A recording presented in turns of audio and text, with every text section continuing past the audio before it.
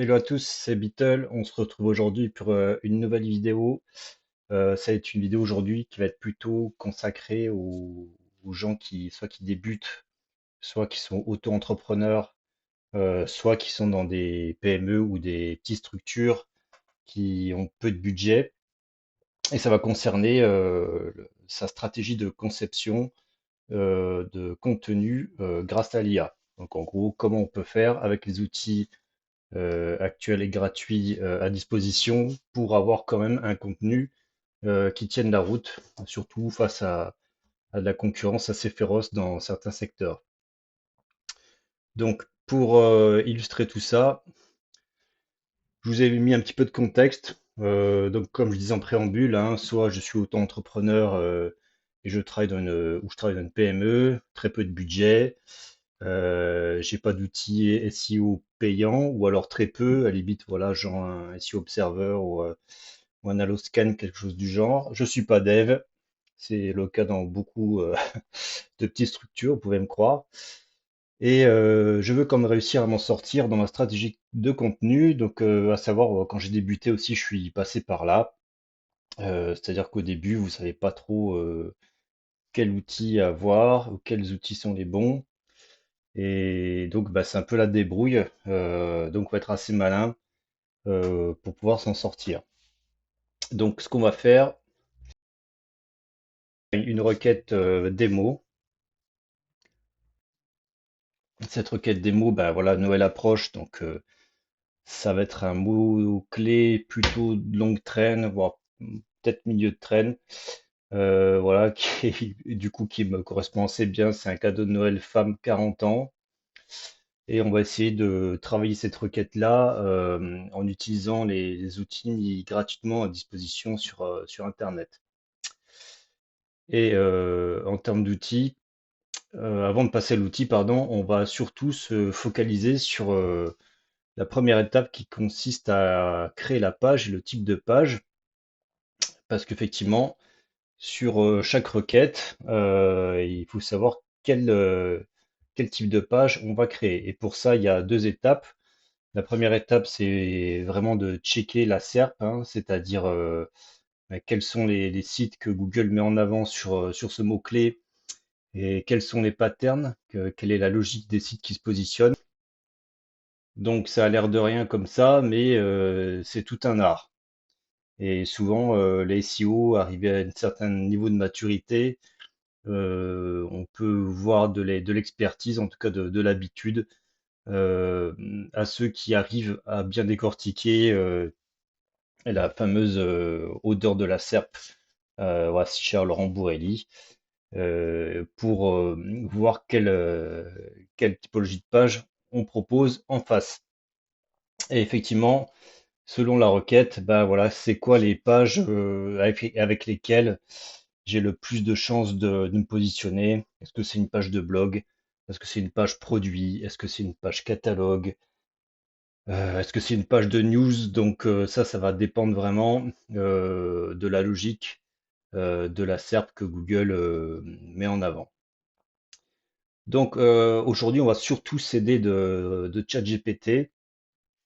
Ce ChatGPT, il a débloqué pas mal de choses notamment pour les gens qui sont pas experts en développement comme moi, c'est de pouvoir faire tout un tas de choses qu'on pouvait pas faire avant, ou en tout cas qu'on faisait à la main, ou qu'on sous-traitait. Et là-dessus, moi, je vais beaucoup m'aider des bookmarklets. Donc, pour ceux qui connaissent pas, c'est une fonctionnalité qu'on peut mettre dans un navigateur. En fait, c'est un favori, tout simplement. C'est un marque-page. Et sur ce marque-page, en fait, on va demander à ChatGPT ou une autre AI, hein, voilà, Claude AI fait ça très bien aussi, surtout pour le code, d'avoir certaines fonctionnalités qui vont nous permettre d'analyser la page de résultats Google. Donc pour cette démo, j'en ai créé plein. Voilà, c'est vraiment à la portée du premier venu, hein. Vous demandez à ChatGPT, je veux faire un bookmarklet JavaScript qui soit capable, par exemple, de me lister les liens présents sur la page de résultats Google que j'affiche. Donc donne-moi le code à mettre dans cet onglet et en fait il vous explique ça étape par étape. Et donc on va s'en servir pour chaque étape. Sur la première étape, on va surtout analyser le fameux type de page à produire.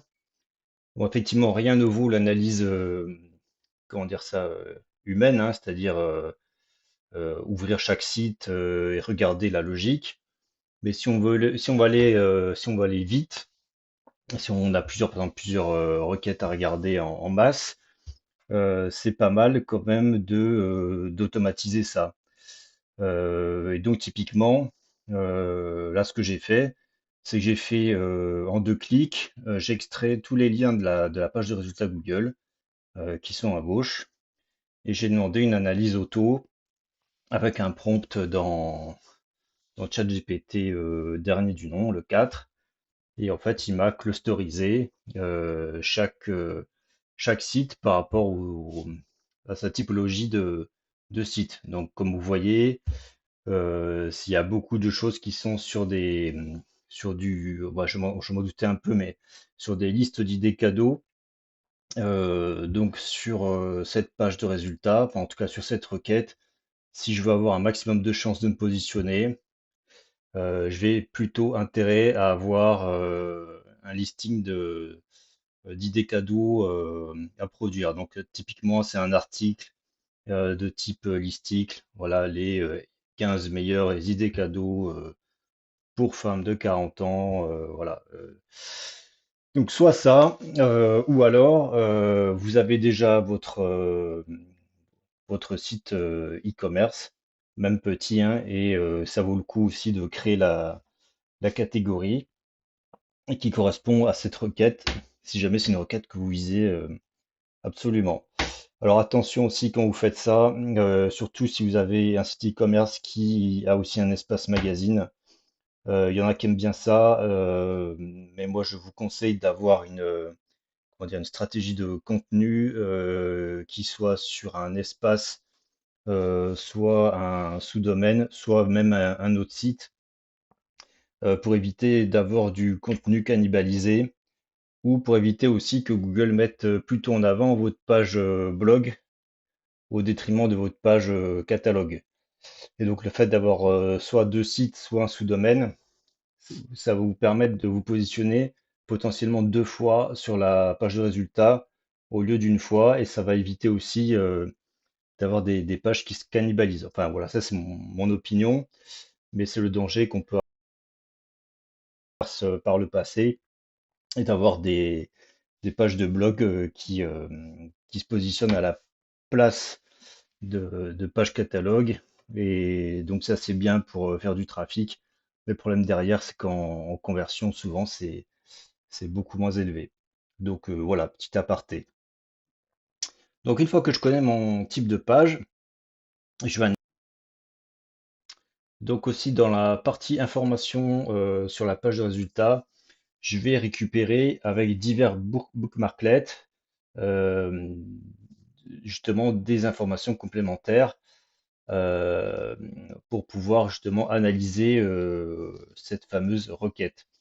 Donc, je vais récupérer à travers différents marque-pages JavaScript qui ont leur propre fonctionnalité. D'un côté, les titres, donc les titres des sites. Souvent, ils sont faits pas pour se positionner. Donc, s'ils sont là, c'est qu'ils ont une certaine logique dans le fait d'être rédigé. Donc, identifier vraiment quelle est la logique des titres et les termes récurrents pour comprendre en fait quelle typologie de titres vous avez tout intérêt à garder. Récupérer aussi ce que j'appelle les items. Alors, je ne sais pas trop comment on nomme ces choses-là. Avant, on le voyait beaucoup sur l'onglet images il y a quelques années.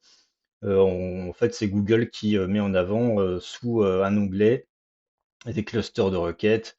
Donc là, typiquement, vous avez mug, chaussettes, bougies, colliers, etc., etc. Voilà, si c'est mis en avant, c'est pas anodin, c'est que c'est populaire, c'est que c'est recherché. Donc moi, je vous conseillerais de mettre ça dans un coin avec un scrap. La même chose pour les titres de partie. ou les titres de paragraphes hein, qui sont illustrés par des HN. Donc voilà, dans le JS que j'ai fait, moi j'ai récupéré jusqu'au H3. Vous pouvez très bien voilà, aller plus loin jusqu'au H4 et H5, etc. Mais déjà avec H1, H2, H3, vous avez comme déjà les principaux titres de partie qui sont mis en avant. Et les autres questions qu'on appelle PAA ou autres questions en français, qui sont généralement des blocs de questions mis en avant par Google sur certaines requêtes. Donc c'est le cas ici, hein. Quel est le cadeau idéal pour une femme de 40 ans et quel cadeau offrir à une femme qui a déjà tout? Voilà, c'est pas moi qui l'ai inventé, c'est Google qui met ça en avant. Donc si je veux récupérer ces questions-là aussi, un petit onglet, enfin un petit bookmarklet JavaScript fait le job. Ensuite, on va passer à la partie vraiment contenu. Donc là, avant, on avait plutôt récupéré en fait des informations pour comprendre la typologie de requête. Là, on va aller vraiment dans le dur sur la partie création de contenu. Donc, là, la même chose qu'auparavant, je me sers des bookmarklets JavaScript et je vais récupérer des choses qui vont m'aider à bien rédiger mon contenu. Donc, je vais récupérer les Google Suggest, donc c'est l'autocomplétion hein, qu'on peut voir sur Google. Donc là, pareil, alors je sais qu'il existe comme ça, des extensions Chrome pour pouvoir récupérer ça. Mais moi, je l'ai fait moi-même, hein. J'ai fait mon bookmarklet Suggest et du coup, bah, ça me scrape directement les résultats. Ensuite, je suis passé par un autre outil. Donc là, on va sortir un peu de la partie euh, Bookmarklet JavaScript qui est gratuit, qui a un certain nombre d'années qui est connu, qui s'appelle Answer the Public, en gros, qui range un peu les suggestions de Google de longue traîne. Alors, c'est une technique un peu perso, donc je vous la délivre ici. Voilà, je l'ai testé, ça marche plutôt bien. Donc, à vous de voir si ça vous convient. Moi, ce que j'aime bien dans Source de Public, je récupère généralement les premiers mots de chaque lettre dans la partie ordre alphabétique, parce qu'en fait, un source public récupère tous les suggests, donc les classiques, mais les classe aussi par ordre alphabétique, donc A, B, C, D, etc. Et donc, du coup, vous avez une déclinaison du mot-clé principal avec le mot-clé suivant. Donc là, par exemple, sur M, c'est cadeau Noël femme, moins de 10 euros. Cadeau Noël femme maman, cadeau Noël femme, moins de 20 euros. Et en fait, ce que vous faites, c'est vous récupérez généralement les trois premiers mots-clés qui sont les plus recherchés. Donc, vous n'arrêtez pas forcément au volume. Là, l'idée, c'est de noter ça dans un coin, de les récupérer et de regarder les logiques, les thématiques qui sont récurrentes avec l'ensemble de ces mots-clés. Ça vous permet de couvrir vraiment un maximum le sujet, en tout cas dans sa partie populaire. Alors, j'ai mis en avant cet outil aussi que j'aime bien pour aller plus loin. C'est un outil de Sagouin que j'aime beaucoup. C'est Suggest Machine de Walid Lighten SEO, voilà, qui est un collègue du coup qui a fait ce super tool qui permet vraiment d'aller vraiment très très loin dans la partie suggestion. Et en allant très très loin, du coup, bah, vous avez vraiment des idées de clusterisation à faire et l'outil voilà, permet enfin, en gros, vous donner une certaine liste de requêtes, au moins 10 mots-clés, la langue et le pays, et ça va vous chercher vraiment la très très longue traîne. Et ensuite, il y a même un bouton pour clusteriser par requête, idée, Amazon, Noël, maison, offrir, fille, etc. Donc voilà, c'est vraiment à grosse louche, mais ça vous permet de récupérer vraiment beaucoup beaucoup d'idées de mots-clés complémentaires à ce que vous avez déjà sourcé auparavant. Et ensuite, il y a la partie contenu. Alors, oui, alors là, je vais peut-être choquer ceux qui ont l'habitude d'utiliser ChatGPT pour analyser les pages de résultats. Alors, moi, j'ai testé dernièrement, et en fait, quand vous donnez l'URL d'une page de résultats Google à analyser, il a tendance, je suis désolé, hein, à faire un peu n'importe quoi. Donc, en gros, vous lui demandez de récupérer du contenu des sites d'une certaine requête et en fait il va en prendre des morceaux, il va pas se rendre sur les sites, il va en inventer d'autres. Donc voilà, moi j'ai préféré pour avoir de la data plus propre, moi créer un scrapper qui va aller directement se rendre en fait sur chaque site et en fait scraper toute la partie éditoriale et me la coller, copier surtout et me la coller dans un bloc texte. Et ce bloc texte du coup aura la totalité du texte de chaque page qui est positionnée sur une requête. Donc c'est beaucoup plus pratique. Voilà, et ça fait beaucoup de mots à stocker, évidemment, mais au moins vous avez de la data qui est un peu plus propre. Voilà, bon, faites ce que vous voulez, mais en tout cas, moi, pour l'instant, je préfère partir sur cette méthode-là jusqu'à ce qu'ils améliorent peut-être la techno par la suite. Voilà, ensuite, une fois que j'ai récupéré toute cette partie contenu, bah, je peux l'analyser avec des prompts sur GPT-4. Donc, d'un côté, je vais identifier les principales catégories d'idées cadeaux, enfin en tout cas de thématiques, qui sont pour le coup ben, indiquées dans chaque page de contenu que j'ai récupéré. Et j'ai aussi, dans chaque catégorie, je vais demander de me mettre les termes qui étaient répétés ou les notions. Par exemple, là, qu'est-ce qu'il entend quand il me parle d'idées cadeaux originales? Ben, c'est des cadeaux personnalisables, coffrets cadeaux, des kits DIY, des cadeaux insolites, etc., etc. Pareil pour les gourmandises, coffrets gastronomiques, bonbonnières, dégustation, etc., etc. Et là, déjà, vous avez pas mal de choses. Ensuite, vous avez une partie plutôt, alors SEO entre guillemets, c'est plutôt demande client. En gros, pour chaque catégorie, je vais demander quels étaient vraiment les mots-clés récurrents ou indispensables quand on parlait de chaque catégorie. Et là, pareil, il m'a mis les mots-clés vraiment les plus récurrents. Et donc, l'idée globale de cette méthode, c'est vraiment de récupérer tout ce qu'on a pris comme information auparavant, donc sur les pages de résultats, donc les suggests, le balisage à chaîne, les autres questions, les titres de sites, etc., les contenus et l'analyse des contenus. Et en fait, on va demander à ChatGPT à partir de tout ça de nous faire un plan de rédaction complet pour créer la page idéale. Voilà, petite astuce. Donc là, vous allez créer une page idéale qui va ressembler beaucoup à ce qui se positionne déjà. Donc ça, c'est très bien.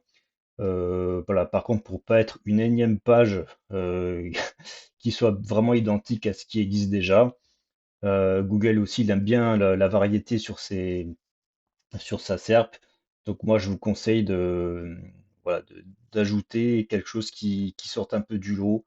Donc voilà, j'ai mis un exemple, hein, c'est peut être autre chose, mais en gros, de demander à ChatGPT d'ajouter des idées cadeaux qui n'ont pas été traitées sur la SERP, mais qui sont quand même populaires, pour faire en sorte que ce contenu soit original. Voilà, ensuite, une fois que vous avez fait votre plan de rédaction, ben, passez-le entre guillemets à votre persona qui correspond à votre site, hein. Donc voilà, ben, si vous avez un site par exemple, je sais pas, dédié j'ai n'importe quoi, aux jeunes parents, et ben, dites que vous voulez du contenu pour les jeunes parents. Donc voilà, si vous avez un site qui vend par exemple des jouets en bois, ben, dites voilà, je suis monsieur machin, rédacteur pour ce site qui vend des jouets en bois. Ma cible, ce sont les jeunes parents d'une certaine catégorie socio-professionnelle.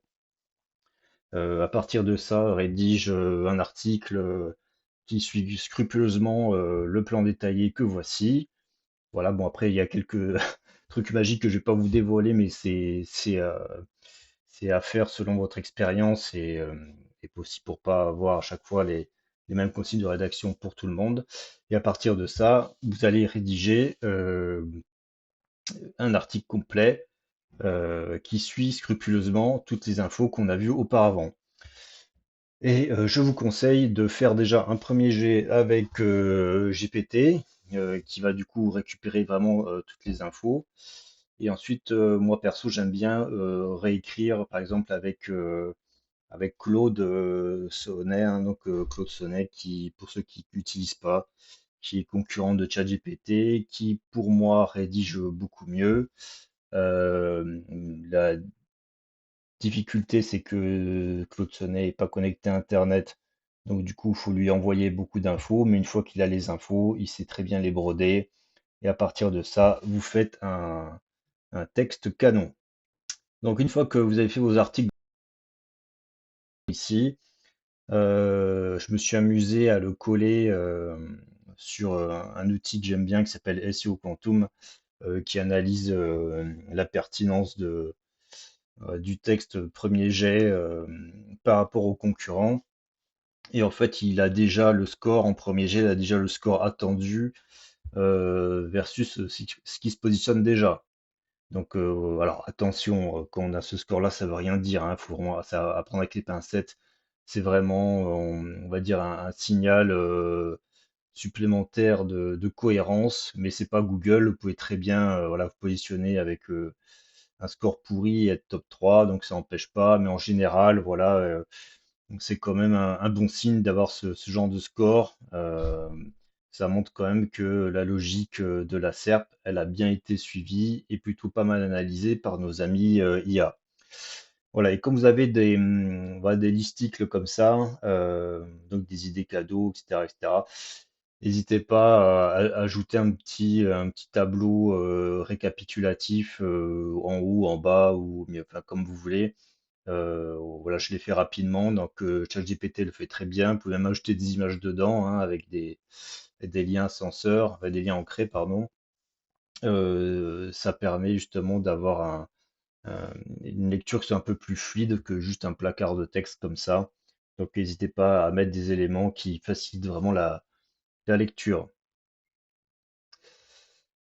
On a presque terminé. Donc du coup, tout ce que je vous ai dit là, ben, si ensuite vous avez les moyens de le faire, il y a des alternatives entre guillemets payantes. Alors je mets entre guillemets parce que certains de ces outils ont une approche, enfin des essais gratuits. Du coup, vous pouvez déjà tester pas mal de choses. SEO Quantum, par exemple, eh ben, il analyse typiquement les SERP avec récupération de divers sujets, nombre de mots, etc.